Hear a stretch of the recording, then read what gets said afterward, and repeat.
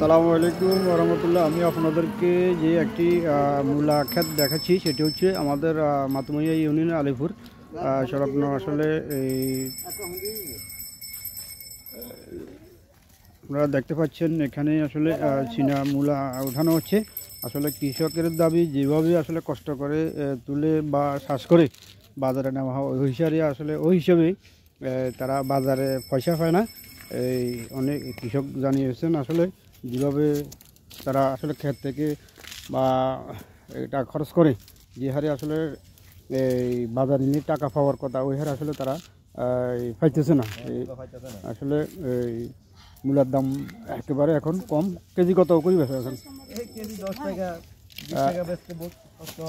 10 টাকা বা অনেকে 20 টাকা চাইলে অনেকের মনে কষ্ট। এখন ওই 10 টাকার মধ্যে আসলে বিক্রি হয়। আসলে কৃষক জানিয়েছে আসলে আরেকটু দাম বাড়তি হলে তারা আসলে এত কষ্ট করে যে আসলে ফসল ফলাইছেন আসলে তাহলে তারা যদি আরেকটু কিছু টাকা পেত তাহলে আসলে আরও উপকৃত হতো এবং আগামী বছরও করার মতো আগ্রহ প্রকাশ হইতো। এবং আসলে যে হারে তারা আসলে একটি ক্ষেত্রে যতটুকু টাকা পয়সা আসলে খরচ করেছে ওই অনুপাতে তারা আসলে লাভবান হইতেছে না। আসলে কৃষক জানিয়েছেন তার যদি আরও কিছু আসলে বাজারের দর বাড়তি হতো তাহলে তারা আসলে খরচ পুষিয়ে আসতো।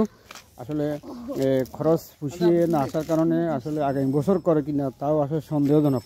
যদি এই বছর আসলে কিছু তুলনামূলক লাভবান হতো তাহলে আগামী বছরও আসলে করার মতো মন মানসিকতা সৃষ্টি হতো। আসলে এখন তেমন একটা আসলে মন মানসিকতা আসলে নাই। আগামী বছরও যদি এই মূলার সবজি আসলে না করার সম্ভাবনা বেশি, কারণ এই বছর তারা আসলে যে হারে বাজারে নিয়ে টাকা ইনকাম করতেছে এই হারে আসলে খরচ করতেছে না। লাভ তো হইতেছে না, বরং আসলে খরচ হইতেছে না।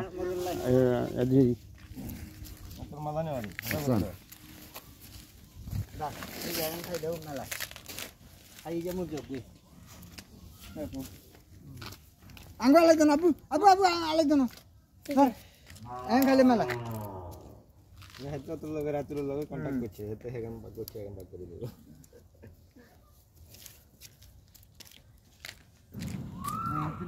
আমরা স্যার এই মূলা যদি 10 টাকা করে কেজি হয়। জি আমরা দেখেন দেখছি